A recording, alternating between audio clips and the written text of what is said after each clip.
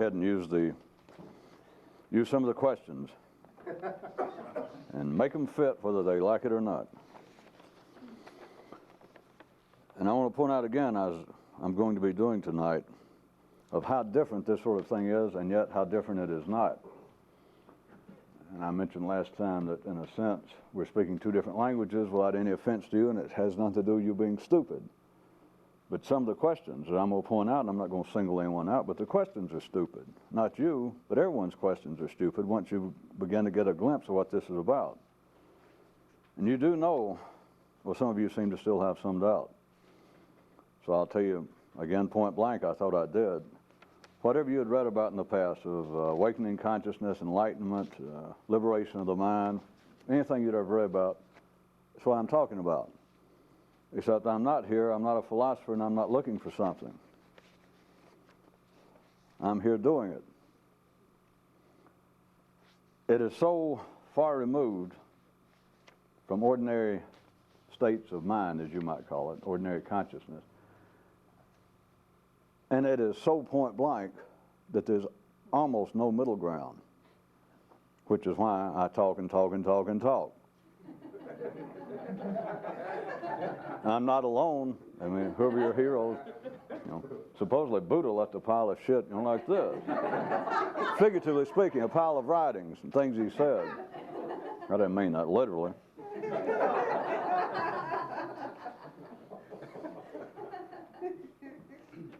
But now I'm telling you, the whole thing about, I assume you've all read, and you can take any term you like, the enlightenment of people simply seeing, they turn around and they see, however they got there, all these descriptions. They see what life's about. They see reality. They see things as they are.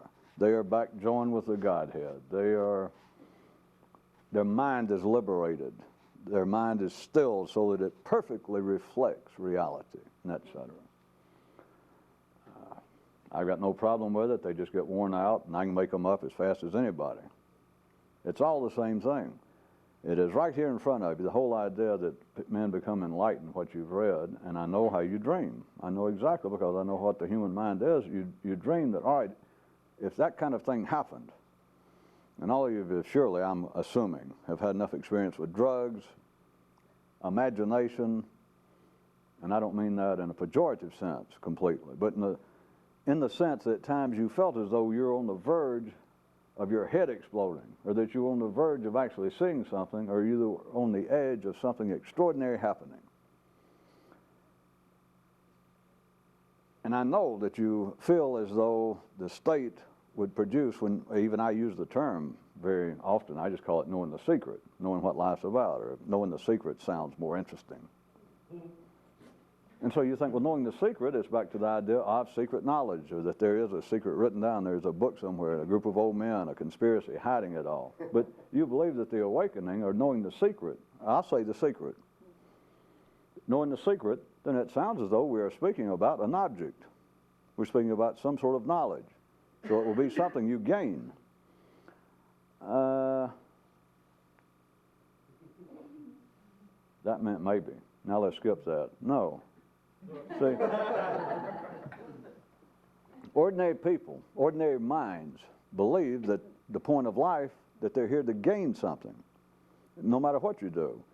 Whereas the few, once you understand it, you're actually seeking to lose something. And knowing the secret is not a secret.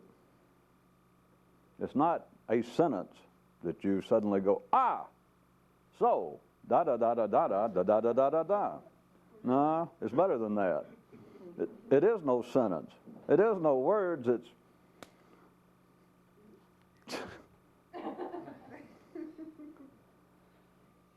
you have lost something, in a sense. What you have lost, or your ties to, your dependence on, collective consciousness, or another way, on the mind itself. I'm going to jump in before I preface us, as can happen, into an hour's worth of prefacing. But the question just fit, and recall one more time, I am not going to single out and embarrass anyone. That's not the point, and I do not mean that you are stupid. But I want you to see what I'm referring to, and I'm going to respond to them. I don't mean I'm just going to use them as a basis for attack. But the questions are stupid in the sense that they have no relevance to anything. I'm still getting them. I won't even read the one, but I've got several here over the last couple of weeks still asking me personal questions. That's a good place to start without me reading any.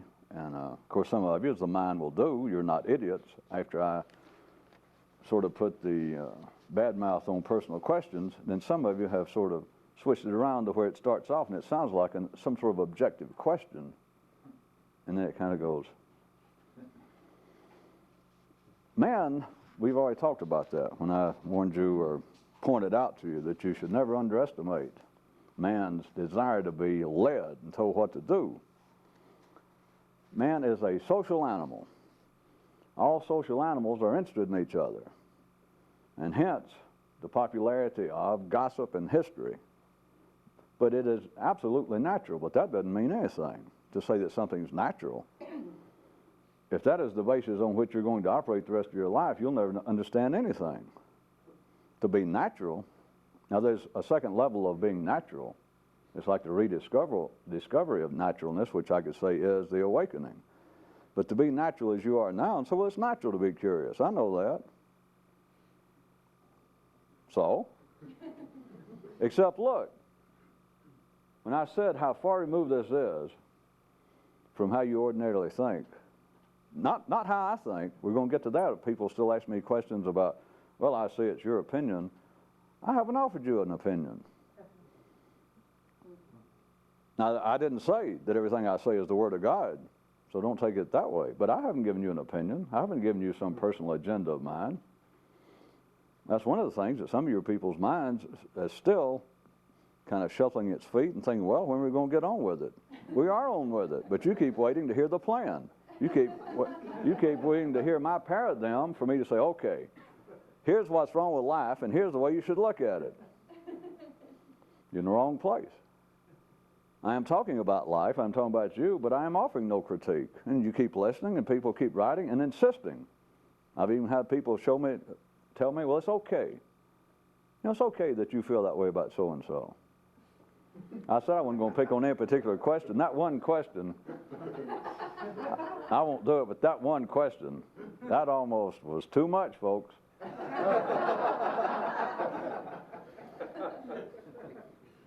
But see, now back to the idea of personality. We're not here talking about whether my opinion is right. I'm not giving you an opinion. I'm not offering some new model of the universe or of life or of reality. That's not what this is about. It never has been about it. And if it ever turns into that, it won't, but I'll give you a way out. If you ever start hearing me begin to hector, preach, tell you what you should do, run for your damn life and try to take me with you. Try to slap me around and it'll become obvious. It'll be real obvious. But see, that's not what this is about. It's what makes it so far removed. Because, well, anyway, I had questions. I won't even read them again, and they got into personal, about me. Now consider this. Back to the basis why I was talking about how far removed this is, and yet how far it is not.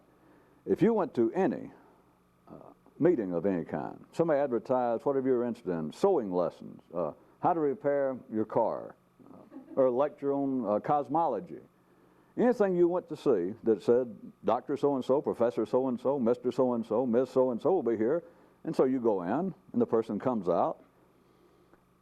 You don't even analyze the situation. You have no doubt. You don't even think about it. If it's missing, it's the only time you think about it.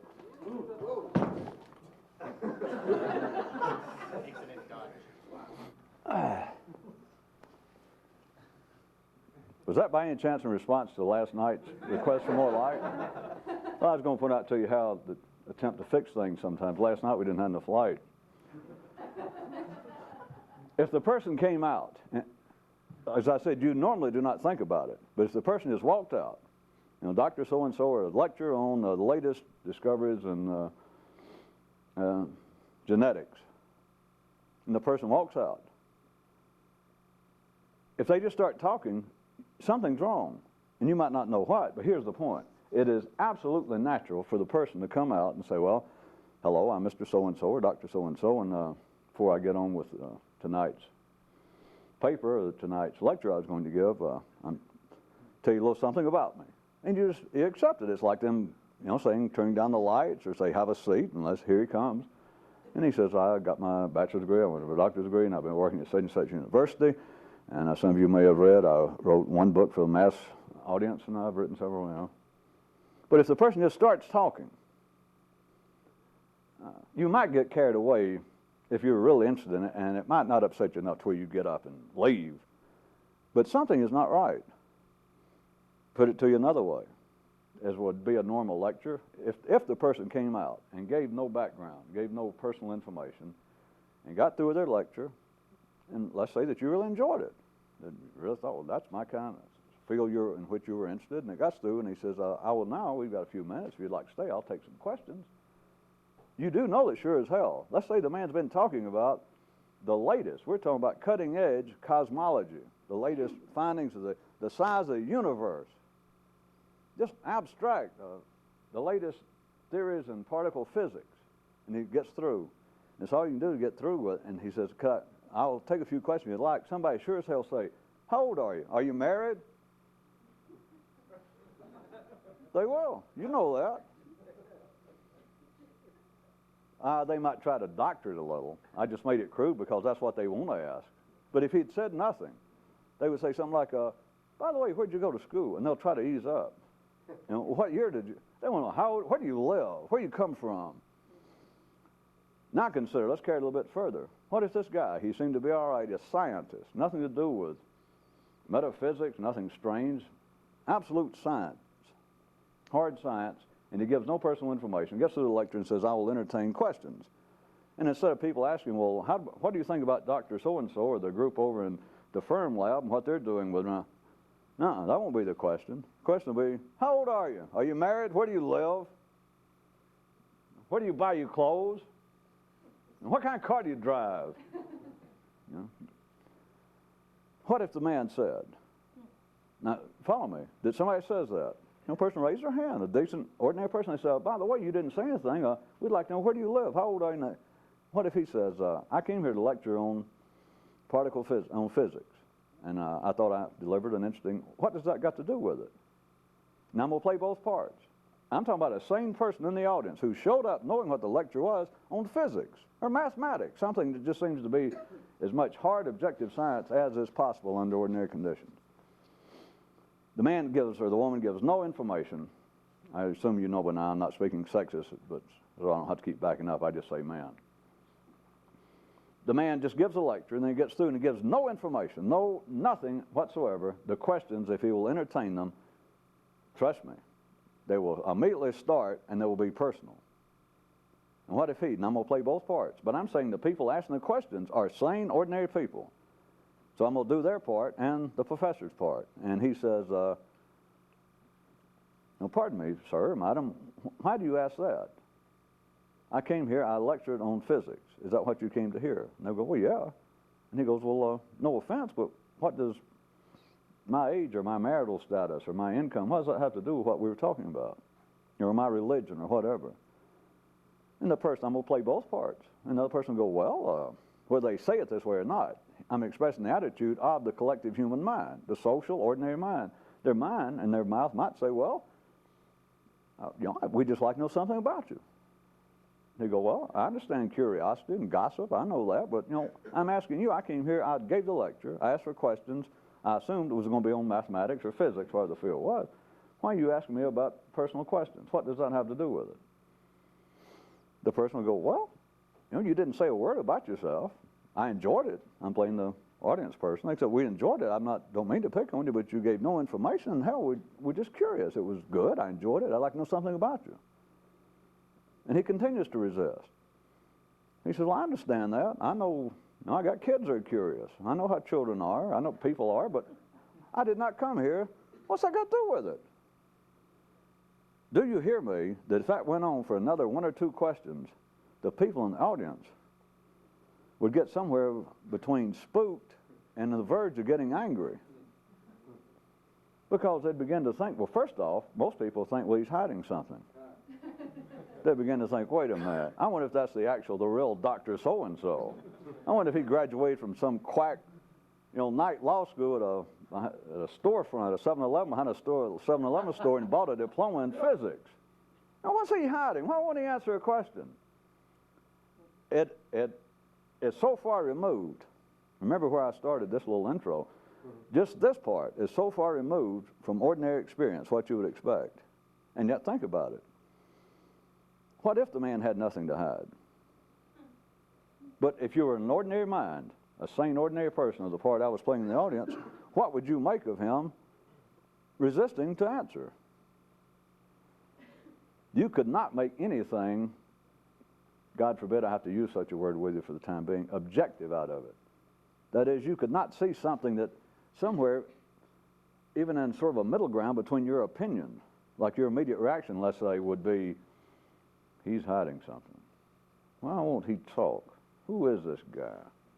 Let's say that you could get just somewhere a little beyond that, but you can't if you're ordinary. What if the guy, for some reason, being no mystic himself, but what if he just said, I go through this, and I'm doing his part now. And he looks down and he says, I wish somebody would explain this to me. You said that you meant no offense, asking me a personal question. Well, I mean no offense asking you people this. Why do people always want to know where you come from with all these personal questions when we're here, supposedly, for discussion on mathematics or physics?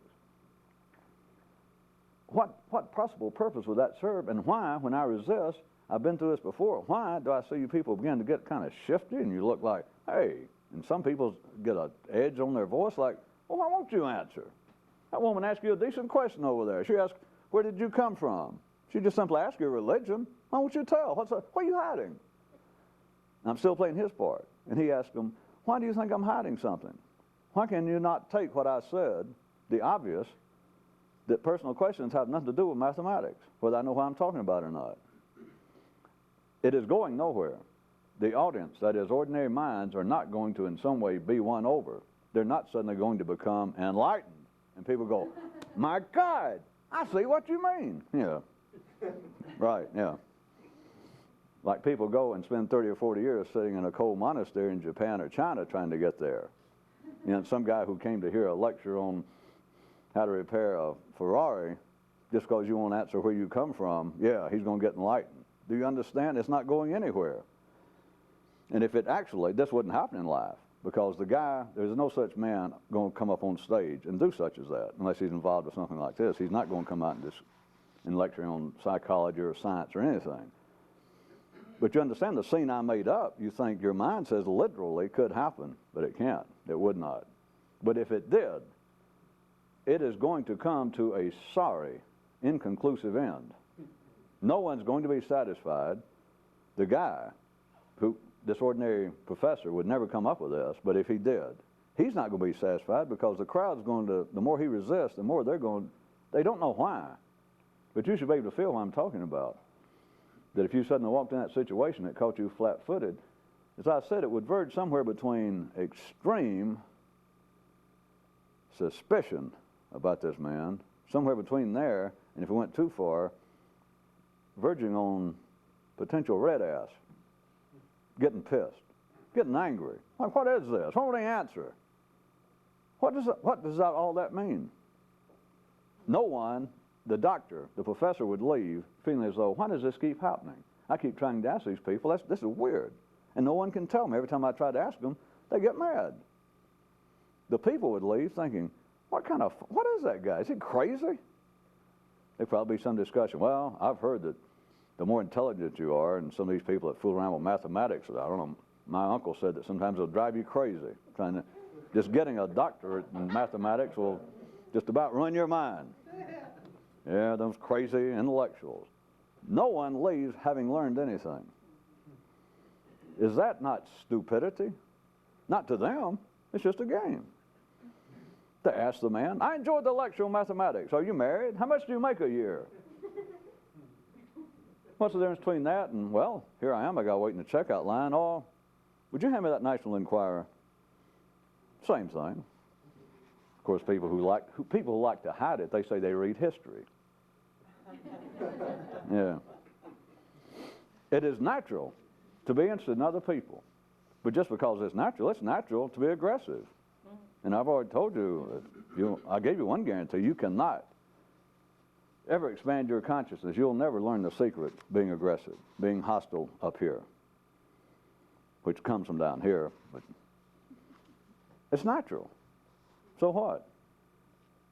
It's natural to seek revenge. So what? It's natural to hit people back. So what? So it's natural to be curious. It's natural to want to hear personal details about other people, and it's natural to be very suspicious, if not downright, a bit angry yourself if they're not forthcoming. You ask a simple question, well, who are you? Where'd you come from? And are you married? Why won't you answer? What's wrong with you? That's natural. So what? That is stupid. And it's not just that. I could point out all kinds of natural things. I already did. Look at your own. I get letters from people I never heard of around the world asking, and they're serious and sincere. They say things like, I heard a man say that it would be very good to quit eating meat, but I have been trying to become more conscious for 10 years, and God, I love red meat. What should I do? Somebody told me it was unnatural to quit eating meat. What's it got to do with it? It's unnatural to try and change yourself. Or put another way, it's natural to stay like you are. There could be nothing more natural than being what you are. What everybody is. You could be a poster boy or girl for Mr. or Miss Naturalness 1995. So what? If that makes you happy, what are you doing here? Oh, I know, it's just nothing going on with the movies. If you ever, once you understand, or assume that you're sincere about all this, so I keep backing off serious because I kick around the word serious a lot, because ordinary people don't know what serious is. But once you have some notion about what this is, then you understand that the whole idea of what's natural and what's not falls into the category of stupidity. Because if being natural amounted to anything, then everyone would already be awake, everyone would be as conscious as possible, everyone would be completely intellectually satisfied, everyone would be at ease, everyone's mind would be at rest. That is not natural. It's natural to be like you are now. So it's only the simple, only stupid people, that is ordinary people, fall back upon, wait a minute, it's natural to be curious. I know that. So what? It's natural to be dumb. So what? I mean, if that makes you happy. Maybe on your tombstone, we'll all chip in, it says, he sure was stupid, misled, and limited, but wasn't he natural? I don't know. All right.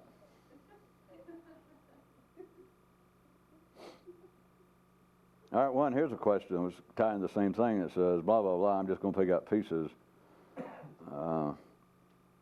They're sort of back quoting me, which is a dangerous thing, is try to use something I say back on me. There are all kinds of stories I can make up about that. You're getting nowhere. But anyway, they get to the point of, it's almost a question about that people around here seem as though they treated me like the head dog, the alpha wolf in a pack. And then they seem to be, like question mark. Yeah. I mean, there's no question. I'm the head of the pack. I mean, what's the point? What's the question? I know people think it's something extreme or in a singular category when it gets into an area like this, because you normally expect at least the potential of a deranged, charismatic leader of a cult. I know. Well, I've been practicing. Well, I was going to sign up for this mail order course, and I lost the coupon. If this was right quick, let's dispel that. The idea that the people were saying that before I showed up, that you hang around here, or that you thought that they were treating me like the head of the pack. Yeah, but it's not a matter of worship. Somebody's in charge. I'm the one that knows about this. As I said, not to impress you, but I wish I could have found. There was no pack. There was no good pack in the United States some years back. Now, I don't mean that this is the living archetype of a pack, but it is a pack, and I'm in charge, yeah. But nobody made you come here. But the only reason I'm in charge is what if this was a group of people who wanted to, with no past experience, that wanted to learn how to repair their automobile, and I was as they call it, master mechanic. What's the big deal?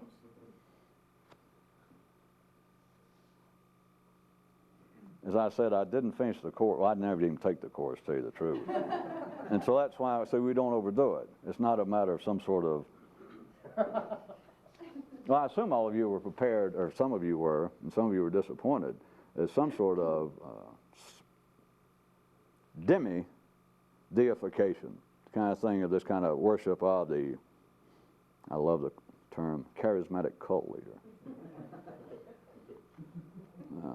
As always, I can give you a shorthand explanation for that. Anytime you find a group of people, no matter how well it sounds, no matter what kind of better descriptions, better advertising than I've got, or that I had, as long as they have to deify in some way, that, verging on worship, they might, in the Western world now, well, I don't know. I was going to say they might hesitate. But you know what I'm saying. It's down to the point that he's obviously the leader of the pack, but he's far beyond the leader of the pack. He's not walking around with the same kind of fur as they would with a wolf pack. No, he's wearing, at any rate, the external adornment, the whole external side of taking someone who's apparently leading a pack now, let's get beyond the range of, beyond the level of automobile mechanics into what appears to be mystical activity, the less, I'm known among my friends as the master of understatement. See, I keep doing that. Well, see, if I tell you people point blank stuff, it just, the less.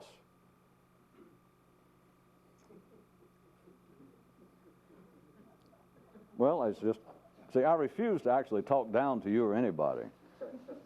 But to just deal with the human mind, you end up with modifiers and degrees.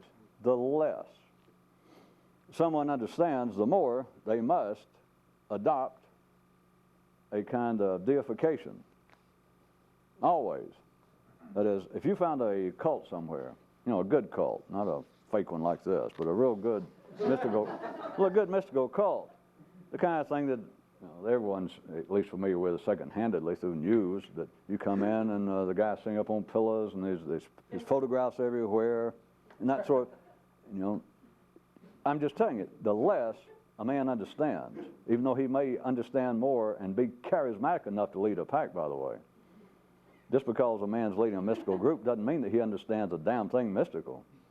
So you've already forgotten. I remind you, what's it been, 30 minutes ago, never underestimate the power, the desire of people to want to be led. So just because there are people leading mystical cults does not mean that they understand one thing about mysticism. If you don't know, it's very common for someone who becomes not just a mystical leader. I was thinking back, I won't name names, but I heard him referred to, he's a minister here in the United States, and they referred to, he now is almost and the speaker went, the minister to the world. And I won't tell you who he is, but there he is, and just presidents, and everyone shakes his hand, and he started out selling pots and pans door to door, which is not to make fun of him, but just because someone's involved with the ministry or religion or mysticism and seem to have some following, you make a grave mistake to think that they understand anything. I mean anything. Because that's not what it takes. Throughout history, if you don't know, there have been religious cults, groups, all kinds of, started by people who simply flunked out of the military, got thrown out of a sales group, some multi-level sales program. But this thing called the charismatic cult leader, you know what they're talking about? They're talking about an alpha male wolf in a wolf pack. And he doesn't have to know anything. All he's got to do is have that kind of appeal and those kind of followers, which is what makes ordinary people outside, that is people in the mainstream of life who look at the so-called cults. That is what gives them an excuse to really find it extremely questionable. Because they look at one of these cult leaders, who I assure you, I'm agreeing, if that's the point, if you won't hear, that they don't know anything. They have no understanding of what they're doing. But the mainstream, we'll look at that and go, oh, those poor children, people making a grave mistake. The only difference is those people are going to the Catholic Church and it's established. And the Pope doesn't seem that weird. You're used to it. I mean, if you walked over, if you walked over and saw another man, you'd never seen a Catholic service, and the man walked out with a dress and a hat this high, you'd think, wait a minute. But once you become used to it, it seems like, well, that's all right. But this other one, something is wrong. Yes and no. It's immaterial, but just because someone has some sort of group and has a pack following him around, even if he's saying, I am not in politics, I am not simply an automobile mechanic anymore, I am now a mystical leader. And it's very easy. Just watch your own mind. It's very easy. Whether you agree with it, whether you think they're fools or not, you accept it prima facie as some sort of mystical cult. I mean, they may be idiots, but they are actually involved with something, or else how do you explain the fact that that man can go, and 20 or 40 or 200 or 2,000 people show up and do almost his bidding? And you think, well, it's got to be some kind of supernatural power. Have you ever heard of wolf packs? Man doesn't have to understand anything. If you don't like that, how do you explain somebody gets elected to public office in the parts of the world that we have elections? If you think cult leaders are stupid, once you begin to see it, I mean stupid, I mean now stupid in an objective sense, is political people. They have absolutely no talent. That is the last refuge. I assure you that everybody who takes politics serious, all of our public leaders, I don't mean anybody in particular, anywhere, they would be in religion if it paid well and they could have hacked it. Which, those of you that know anything about history, you might notice large parts of so-called Western history, your books are full, and nobody can, ordinary minds can't even look at it point blank. That is, especially throughout, up until several hundred years ago, the extreme, very confrontational, parallel seats of power of the church and the kings, civil power and the power of the church, like it was some kind of struggle of goodness and supernatural powers. It was just two kings, it was two wolves fighting. Are there explicit steps to take about doing this? I was going to point out, getting behind already,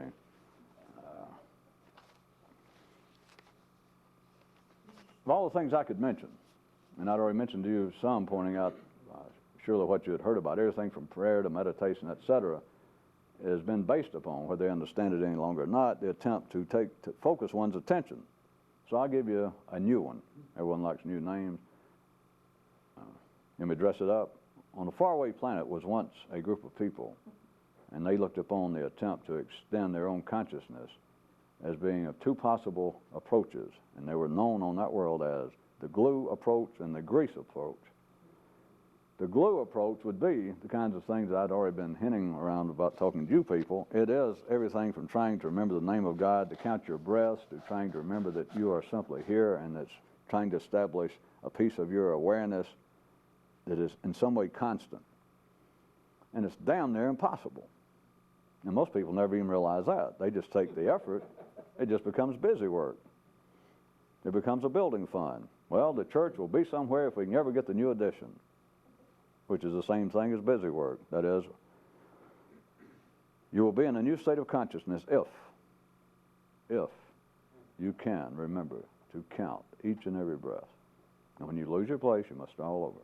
So, 1,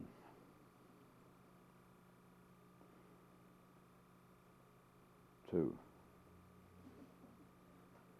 Well, you didn't have to, oh, damn. 1. The attempt is valid, because if you could hold your attention, I bring in several more questions. People are asking, I got several questions that people had evidently heard tapes, things I'd said recently, that they thought I'd said that if a person could control their attention in the right way, what do you mean by attention being the key to being a good Christian, Muslim, Jew, etc.? If you could hold your attention, if you could actually do that, whatever method, I know that ordinary people think that the methods are in some way different, that would be different.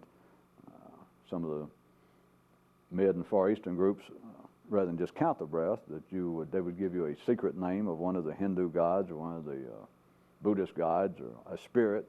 It would give you a name, and the point was you were supposed to remember, nothing else, just to remember the blessed name of so-and-so, or a secret sound. Well, let's give it a name that was a secret, one of the names of God, and they told you, this is the one we've selected for you, and if you can continually remember with each breath, just repeat the name of God, or it can be the little prayer, the kinds of things some of the Sufis or Christian mystics tried it. Oh God, have mercy on a sinner like me, on a poor soul like me. That with every breath, just remember that. Just repeat it to yourself and go on about the rest of your business. Assuming you cannot retire from life into a monastery, but go ahead with the rest of your business. Go through, drive your car, do your banking, deal with your family, but just continue with every breath to repeat, oh God, have mercy on me, a sinner like me, or blessed be the name of Allah. People believe that that would be different than if I said with each and every breath, remember Rice Krispies. Rice Krispies. People would think I was being silly, ordinary people, especially ordinary would-be mystics, and it is the same thing. But as always, they get caught up, as they're supposed to, they get caught up into the storefront, into the flat, for you people in showbiz. The exterior, the vessel of it is very important. And an ordinary, you should probably got friends, if you weren't there yourself, that would believe that I was being silly, if not insane and insulting, if I told someone, which I wouldn't, but if there's someone now chanting or trying to remember himself God, the name of their mystical leader, the one with the picture up here, and the guy that, you know, some living guy, and they say, well, now the point is, remember his name. If I said, well, all right, you know, I like that, but, and I think I know what you're doing, but could I, instead of that, no offense, I just don't know him well enough, could I repeat the name of my Uncle Ed? Could I say, Uncle Ed? Now, you know how they'd treat that. They go, wait a minute, are you making fun of us? And I go, no, I understand. I believe I got the idea is to try. Well, they wouldn't understand much past that, but you do. You hear me. They would take it as being insulting at best. And it's not. It is the same thing. It is what prayer is. It is what meditation is. It is what even physical things such as fasting, which is to wear out the body, which would give you kind of a platform to better, it won't guarantee it, but to better bring attention and focus, you know, before you pass out. But it is all based upon the same thing. It's what dancing is what the so-called mystical religious dancings of all sorts, and it's obvious, or it should be to you, is what all forms of sitting meditation, is Zen, of sitting there and they just say, don't do anything. Just sit there until the mind clears in whatever particular school or branch you got hold of, and they say, just sit there. In a sense, within the real, let's say, mystical community, if there was such, that is really the most efficient way of dealing with just the public. I mean, that'd be the most efficient way if I was going to set it up. And people say, well, for whatever reason, they say, well, I like how you're talking, and by God, we're going to stick with you. What will we do? And I said, well, we'll all meet 3 times a week or whenever we can, and we're going to sit for 5 hours a night and not say a word. And for whatever reason you'd been impressed by me, and I'll say, when I think the time's right, I'll let you know. That is, and it's not just a cop-out, but man, surely the stories you've read, or I've mentioned that kind of background of those stories, that a guy goes up and joins some mystical monastery, and they just tell him, when I go sit, go help in the fields every morning, help us clean up the restrooms at night, and wash the dishes. The rest of the time, just go in there and sit. And if the Buddha mind ever comes on you, if enlightenment ever happens, it will happen. And if the master ever sees any need, he knows you're here, and if he sees any need, if he decides it's time to speak to you, he will. But it's very common for a man to go out there and sit, and no one ever speak to him for 30 years. And that is not just a cheap way out. I'll give credit that the man running that particular school understands exactly what's going on. But in one sense, that is not such a shabby approach. That is based upon the fact that I've already told you there's really nothing to tell you directly. Notwithstanding the fact that here I stand telling you something for an hour, once a week. It is somewhat debatable which is the most efficient on in a large scale. On a smaller scale, it is not debatable because there are more efficient ways. There are no guarantees, but there are more efficient ways. And I was going to present to you that which has never been presented in this way. And I was going to call the grease and the glue method, which I could describe as the attempt to control attention would be the glue method, which is the historical one, and it is still valid. But that is the whole point of sitting somewhere or sitting without receiving any comment or further instruction for a lifetime. And you might get it and you might not. And you just sit there and no one ever tells you anything. That is still the glue approach. It is what all religion is at best. It is what they're doing through all the rituals of all religions. Not that the people involved are trying to reach any other state of consciousness, but the whole idea of trying to become a good Christian, Jew, or Muslim would require, you notice all religions will wash their hands of the fact that you can actually achieve success. They consider it blasphemous. You can't go and ask a rabbi, well, all right, I like the sound of this. Or maybe Christianity is easier to describe with Jesus. They got it more out in the open, point blank. They says, well, I want to be a Christian. I heard about this, and I take this thing about the kingdom of God is, God, if I could be like that, I've read about Jesus. And the church says, you're in the right place. And you join up, and you go there a few weeks, and like whatever church it is, the routine, and the people seem all right.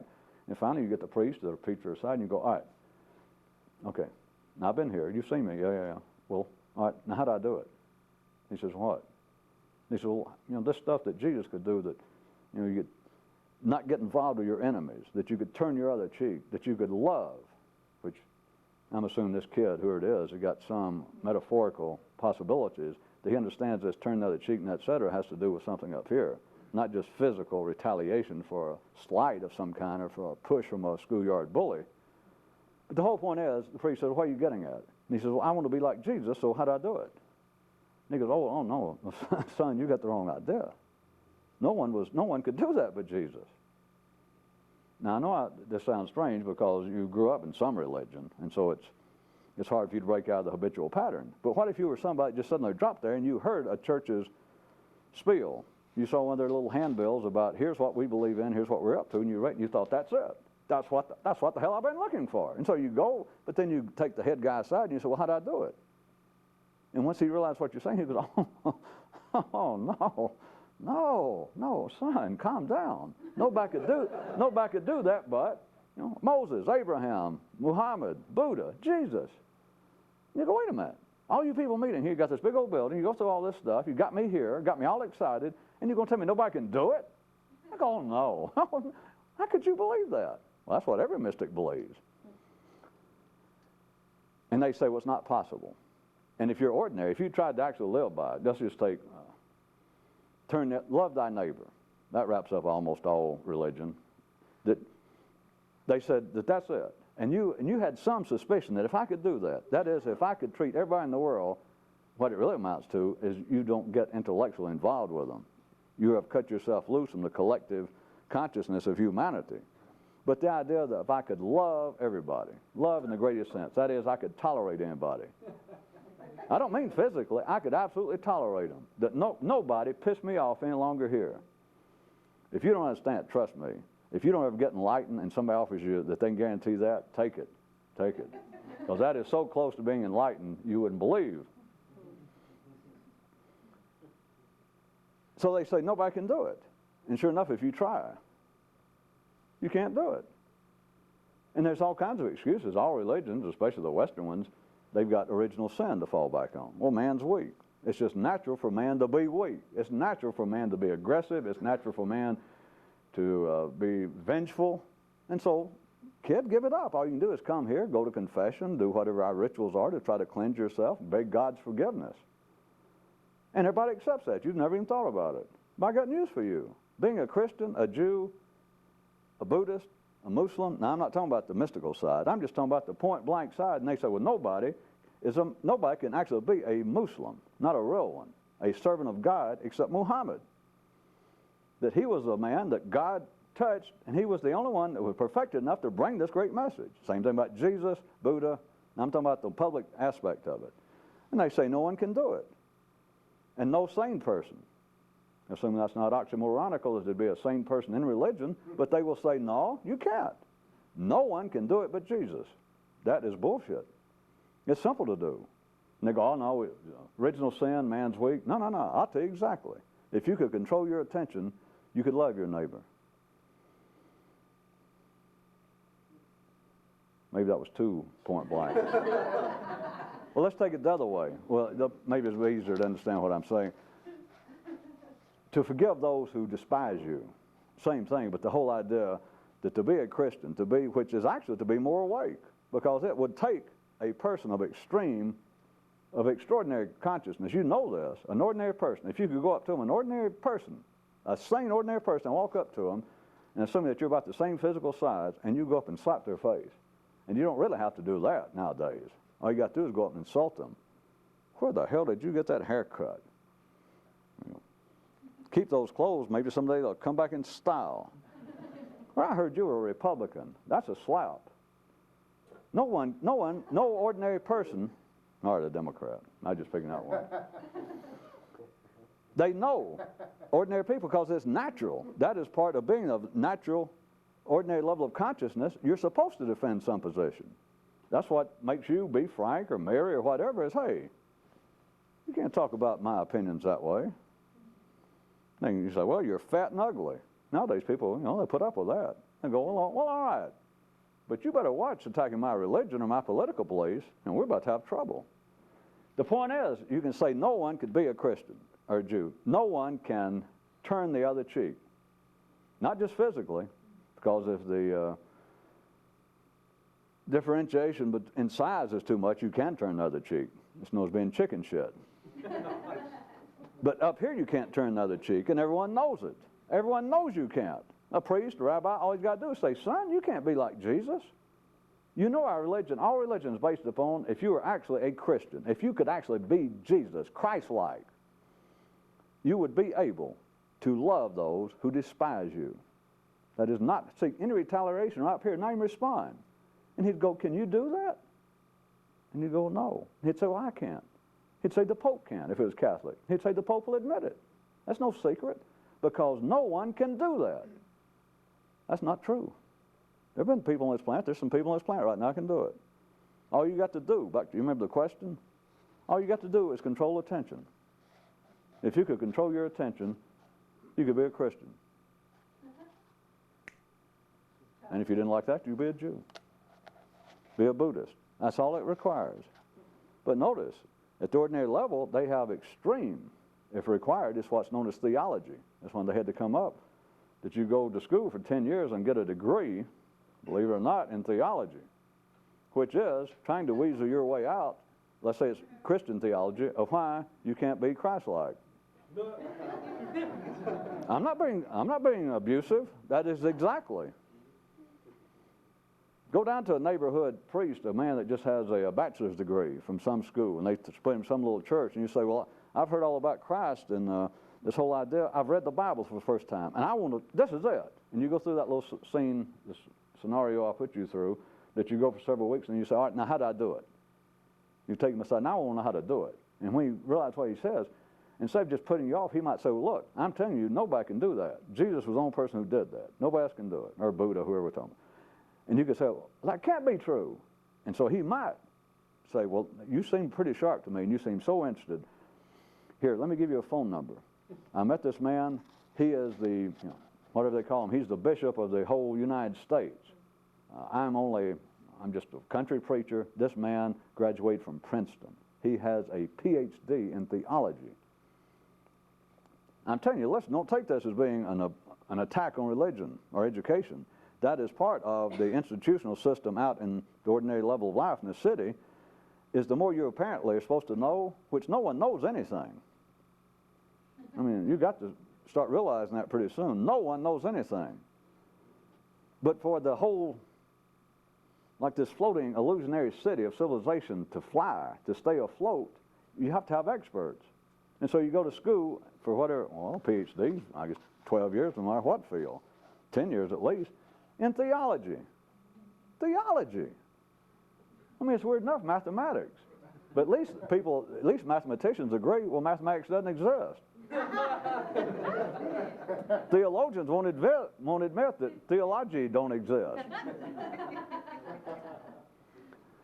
He would perhaps move the man on to an expert who had 10 years at Princeton, who's going to tell you the same thing. No one can be a Christian. No one can actually resist temptation. No one can fail to at least want revenge on those who smite them, on those who insult them. No, only Jesus could do that. And now you're sitting at the head office of a man, diplomas on the wall, big-time suit. The guy you ask on the corner dresses at Kmart. This guy now, dressing in $500 suits, degrees, and he speaks very eloquently, and he says, no, it cannot be done. It can be done. But part of being a theologian, part of being a religious apologist has always been trying to explain the inexplicable. And when really pushed, if they got enough education, they'll say, there it is. Now we're talking about God. It can't be explained. Sure it can. They just can't do it. You could be a Christian or a Jew. You could, let's say, all religions on this planet. You would fit anybody's definition. They should make you the head of that religion right now if you could truly, in toto, from top to bottom, your whole nervous system, not react to an absolute direct personal assault on you. If you could not react at all, and some way could be measured, and we could tell that your nervous system heard it perfectly, knew exactly what their intention was. They stood you up here, the head pope of the world, the head rabbi of the world, and then you.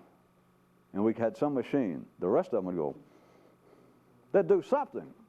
And if you could hear it, you heard it, and they'd go, there it is. We finally found a religious man. He did it. All you got to do is control your attention. And you would be a Christian if that's what you wanted. You'd be a Jew if that's what you wanted. A Muslim. Of course, you'd be a lot better than all that. But that's what it would take.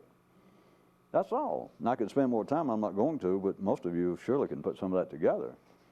I'm not playing with words. That is absolutely it. There's nothing else to say. You could meet the criteria, the demands. You could meet every description of every holy man that ever lived, and you would know it immediately. If you could hold your attention, if you had it under complete control, you could be anything you wanted to. You can't be an eagle. You can't fly. You can't be a dragonfly. You can't walk on water, but neither could they. But up here you can walk on water. Up here you can do anything you want to if you could control your attention. I was going to say the methods that I'd given you, two that never been heard of.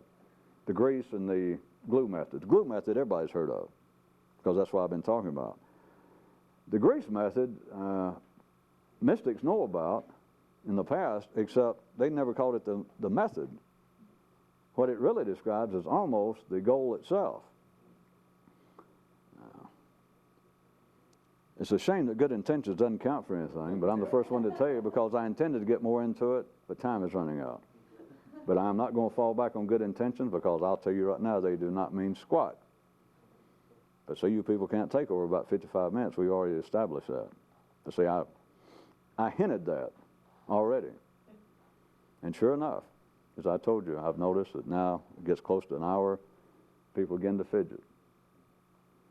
See, if I'd started out and said, all right, we're going to do this, we'll meet once a week, but I have found out through years of experience and my deep understanding of the nature of the human animal that people cannot stand this over 2 hours and 15 minutes. And so I don't care where I am from now on, I will always stop at 2 hours and 15 minutes. You would have sat there and took it that long. But sure as hell at 2:15, 2 hours and 15 minutes, you wouldn't have to see a clock. That's why I got one here. People begin to fidget. Yes, sir. There's nothing like good old independent original people.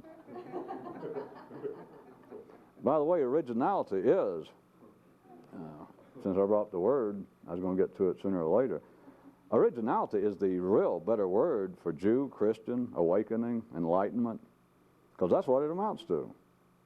Except you think originality is some other opinion. You think originality is new information. Originality has nothing to do with a person's personal taste or opinion, which I was going to bring that up into some of the questions, because people some of the questions here that someone says, well, I see that you believe so-and-so. And somebody even said, well, that's okay. They thought it was all right that I believed that. And they went ahead and put whatever it is they thought I said, or better yet, if you can stand it, they put down what they believed.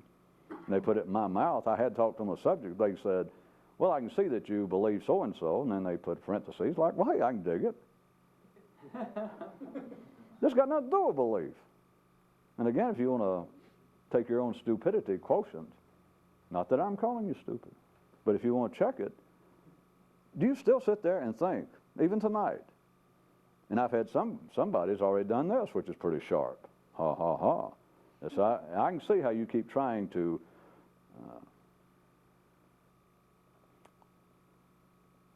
they said it sort of like, I can tell, this was almost parenthetical if I remember the full question. They asked a long question, but it was like, and I can see that, and they put how you, parenthetically speaking, try not to take sides in matters like this. In the parentheses, and went on like, well, I can tell you're resisting. I'm not resisting shit. But how can you sit there and think, even tonight, right now as we speak, that I have any time tonight? Now, I know you can at the ordinary level, but think about it. That I have in some way given you my opinion. You don't know any more about my opinion, if I had one, my taste, what I feel about any particular religion, race, nationality, fruits or vegetables, how much you eat, when you go to sleep, your sexual habits. Nothing. You don't know a damn thing except your mind keeps listening, and you will hear this. And right now, ask yourself this. I don't have to do it. I know. And it's nothing having to do with you individually or personally. But if you, right now, if you had any ability to gauge your own mind, you hear what I'm saying, that your own mind has already, tonight, as we went along, you didn't even stop and question it. It's things that I said, your mind went, yeah, hey, get them. Which has nothing to do with seeing life. You were going, yeah, that's my opinion too. Now, screw those people, yeah. And I did not say that. And all you got to do is you could open up your ears a little bit, which is what makes this so hard to deal with. I have not. And I'm not hiding anything. I'm not tap dancing around some sort of secret. I have some world plan. I already pointed out to you last week. This has never been.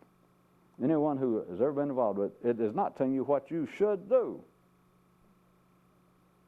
Because just what you're doing is natural.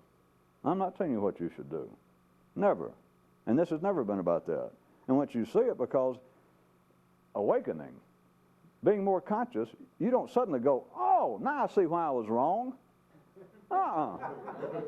You're not wrong. And I know it makes no sense. I'm not trying to play with words. It makes no sense to the mind. I can do it again. It sounds almost, I know plenty of it. I can see your face. You go, yeah. You think, yeah, that's it. And suddenly you get to the punchline. It's like, well, damn. I'll do it again. You think, well, enlightenment, the experience itself would be like, and then I would see where I had been wrong and misled and deluded and living in illusion and dream and ignorance all these years. No! And so you think, well, what? Well, it's not that. Because you're not living in delusion and ignorance and stupidity. You're not. You're living a natural life. You know, if you like it, don't ever wait for me to say, oh, shame on you. Don't ever wait for anyone involved with this to go, oh, tut-tut. There's no such thing as tut-tut unless you're an idiot. Unless you're asleep. Unless you're at the ordinary level of consciousness. Unless you are just ordinary. It's only ordinary people can feel guilty. It's only ordinary people that you can call in some wolf. No matter what he claims to be, all he's got to do is have more testosterone in a sense than you do, and go, all right, God damn it, you people said you wanted to be mystical wolves, and plus some of you said you wanted to learn how to repair your car yourself. All right, okay, I can cover both of it. But I'm going to tell you what, I'll look at you, and I can tell how goddamn clumsy most of you are. You're probably going to break my wrenches, and then some of you are going to waste my time asking dumb questions about God and all that. Boy, shame on you people. And you'll see all the wolves. There might be one or two leave, and they just know I don't belong here. The rest of them, their tails will drop, their ears will go down, they go, and you'll see them kind of go, that I finally found the place. That's part of what makes this so hard in the beginning, because people think, well, yeah, I like this, but when are you going to tell me what to do? Can you spell never? I can tell you things to do, but I'm not going to tell you that, well, you should be doing this. And ours, the Greece method, God, I wish I had gotten around to it. I bet you'd have liked it. Well, as you might guess, in a three-dimensional world and us using sound waves, it has to be based on the dynamics of binary energy. And so my grease method is almost the opposite to the controlling of attention, which I said past mystics, and some of you have read about it, but it's never been called a method. It's always been described as being the experience itself. But it's almost the opposite. Except the opposite to the ordinary mind, the opposite of things, they don't teach you this, but the opposite of things are the same thing. But the controlling of attention, when I'm telling you, would put you in an absolutely unbelievable state. Or to put it crudely, it would turn you into an instant Jesus or Buddha. You could be unbelievably conscious or spiritual, if you like that better. And all you got to do, if you could control your attention for a day, of course, try it for 30 seconds, give you some idea where you stand. If you could do it for a day, your life would never be the same, never.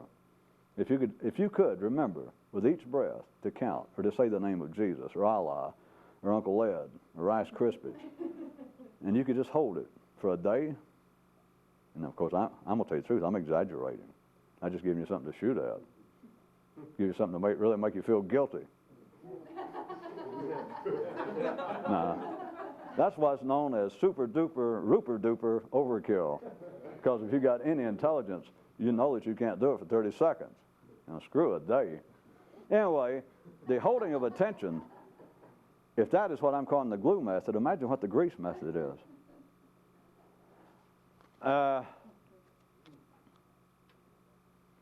You people are welcome. We'll just see what happens. We're meeting on Friday. You people are welcome to show up on Friday. I know that some of you, you've written me that you can't be here, and we've got people even driving from out of town. I'll consider how this goes of changing it to another night. But at any rate, we're already meeting on Friday. So I'm just going to tell you you're welcome, and I'll see how many of you show up, and I'll gauge it from there. I'll have 2 prepared texts, one just for this original group, and then one for you people. There is no such thing as mysticism without absolute spontaneity. How about that?